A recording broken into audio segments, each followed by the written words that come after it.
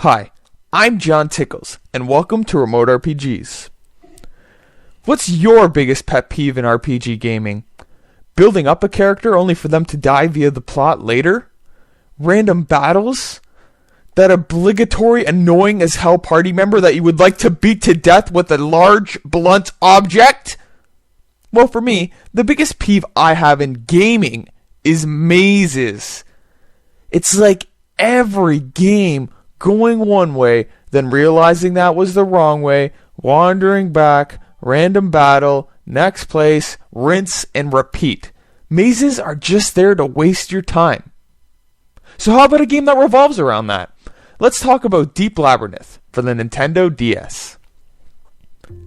Deep Labyrinth is an action RPG adventure game released in 2006 by Atlus, a company known for a slew of other great RPGs.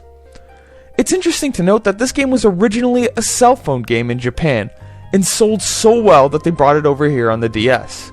The game got beat down by most North American critics, to the point where Deep Labyrinth is pretty damn obscure, and the most things I hear about it on the internet are how bad it is. So what do I think of Deep Labyrinth? Well, I do think this game is pretty underrated, with a lot of really interesting design choices, and it's just plain fun. However, it does have some pretty fatal issues in terms of the gameplay, which could make you just consider passing it up entirely. Deep Labyrinth actually comes with two quests right off the bat. The first quest was made for the DS port, and it follows the young boy named Shawn on a car ride with his bickering parents and his dog Ace. While driving along, they happen to get a flat tire in front of an ominous-looking abandoned mansion. How convenient! His parents, being rock stupid, both leave and go inside as Shawn waits with the dog in the middle of nowhere. Of course, the parents don't come back, and Shawn rightfully freaks out. He and the dog go into the house and get sucked into a magical portal that sends them flying into a crazy world of magic and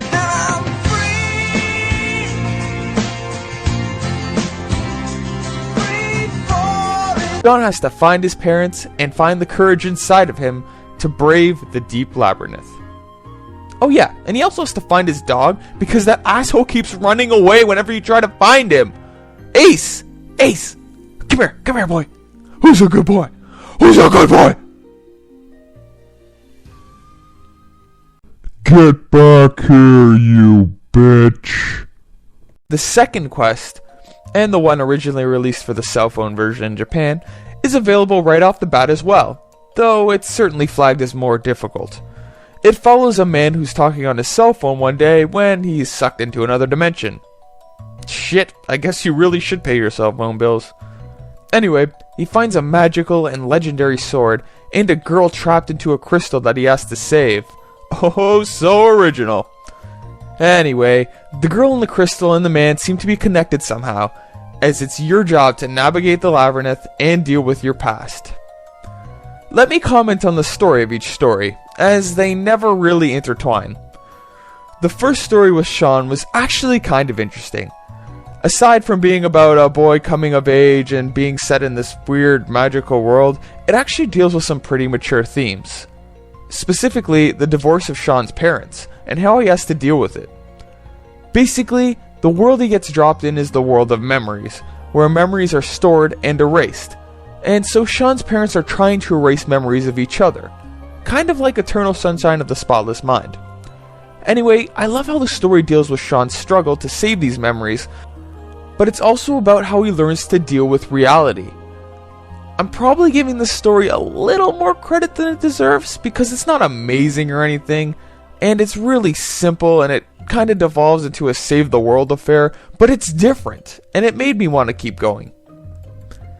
The second story was pretty interesting too. It really just deals with the relationship between your character and the girl in the crystal, but simple is good for a game like this. There are actually some really good plot twists later on, especially the ending one, which really caught me off guard. I could never see that one coming. In both quests, the story is never anything complicated, but they provide enough incentive to keep going. And they feel more unique than a typical RPG where you find a party and save the world. In terms of characters, yeah, there isn't much to say in terms of characters. The whole game doesn't have a single town. You're pretty much always in the maze. But there's always some kind of NPC, usually in the beginning, like the mice, with pretty funny dialogue. And why do they keep moving their hands like that? Are they like New York Italian mice? Hey, come on, bambino! Get it through the maze, and I'm gonna make you some meatballs! An offensive stereotype! There's also a giant pink elephant. So that... exists. Elephants on parade, here they come. Shawn certainly isn't that deep of a character, and the only other reoccurring one is your dog, who's always abandoning you. Get back here, you bitch. Those are just the first quest characters, because the second chapter has even less. So yeah, the characters aren't really the focus of this RPG, but there's nothing horrible about that either, because this game is about running around a deep labyrinth. Oh, who would have guessed? Let's get into the gameplay, which is where the problems unfortunately really start to pop up. You play a first-person perspective, navigating around the mazes in three-dimensional glory. You swing your sword by swiping the stylus in any given direction, and you can switch to magic where you input spells on a 3x3 grid. You can also defend and use items as per usual, and you have the basic goal of finding your way with some minor puzzle solving like finding keys and new spells, defeating baddies, and leveling up along the way. Doesn't sound bad, right? Well, that combat isn't really... shoot. What's the word? Oh yeah, good. It's ambitious but not well executed. It's clunky to run around, and dodging attacks with the control pad in tight corridors sucks. The hit detection is friggin' awful. I can miss enemies even though I'm standing right in front of them, and then sometimes hit them when I'm far away. It's just wrong. It doesn't matter how you swing your sword, because you can just tap the enemy when you're locked on and you still do a good job. Remember that magical grid I was talking about earlier? Well, yeah, it sucks. Unless you're pretty precise, magic is hard to cast in the game. It requires a steady hand, and you have to memorize the spells, unless you want to run all the way back to the menus for that shit. You have to draw them just about perfectly, or else they won't work. And the stupidest thing is that if you're close to the right pattern, the spell will fail, but they'll put what they think you were going for in the bottom just to mock you. You know what I put there, you bastard! Just cast the stupid spell! Plus, you have to combine spells sometimes, and just screwing one up screws up the whole spell. Oh, and you have to do most of this in combat, where multiple enemies wail on you, shake the screen, and more. And good luck trying to cast those spells with this portable game in a car, because you are screwed. The enemy AI is pretty bad too, with some standing around and taking beatings, while the giant bosses can usually just be beaten with my patented Mega Man Legends 2 strategy. Run in a circle around them and beat them to death. And the lock-on system sucks pretty damn hard. So yeah, that's close to a dozen issues with the gameplay. But it's still fun! No, I'm not a masochist.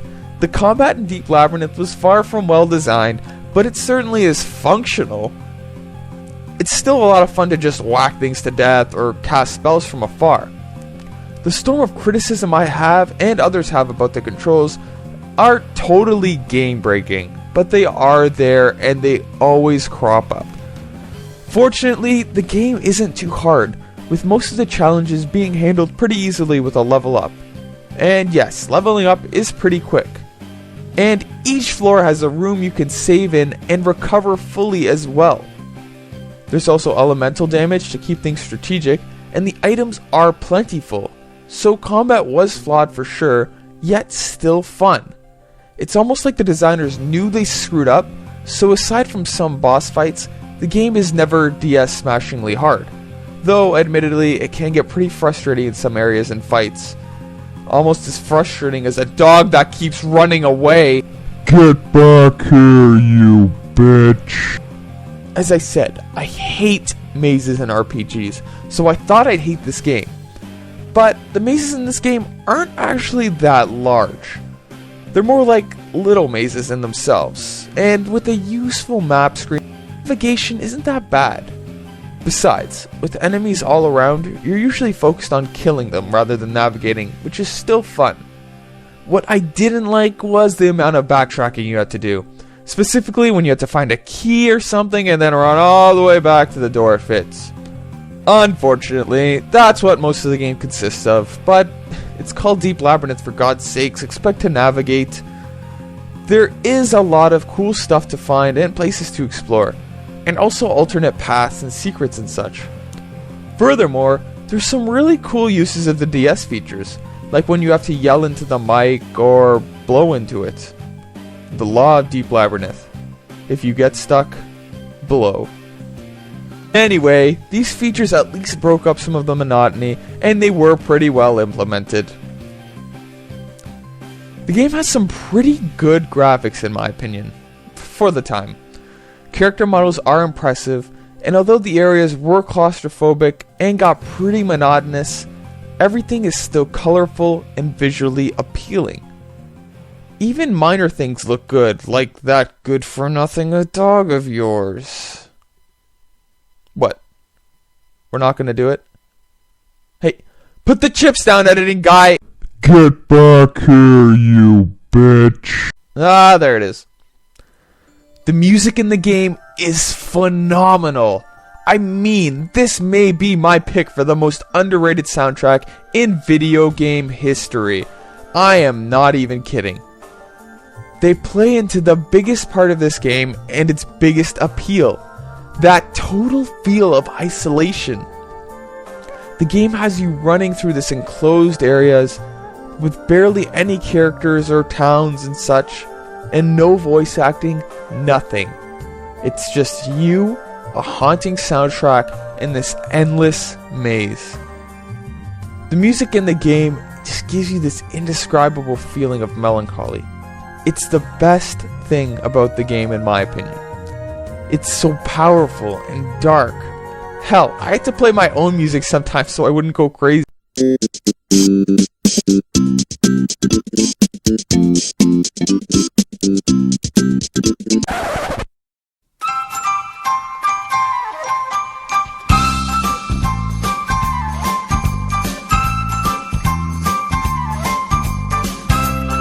The music almost makes the game.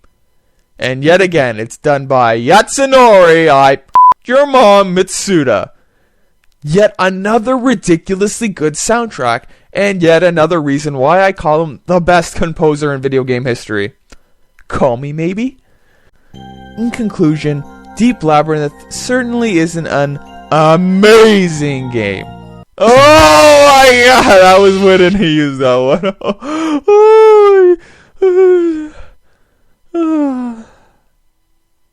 The gameplay comes packed with a lot of flaws that would have made this game a classic if they were fixed.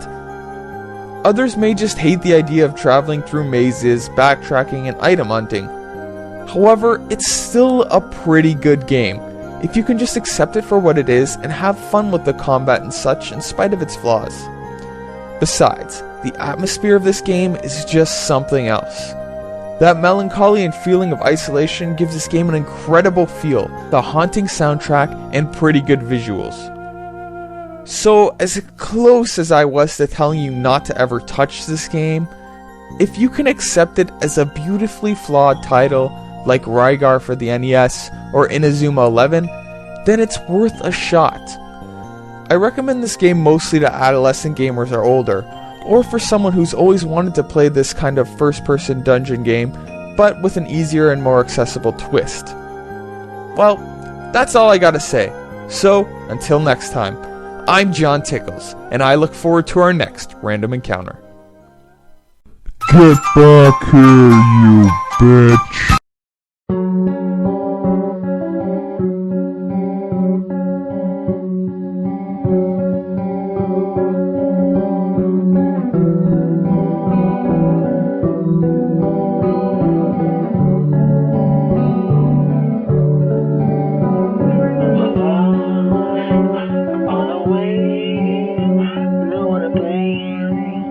No one to say, nothing to do.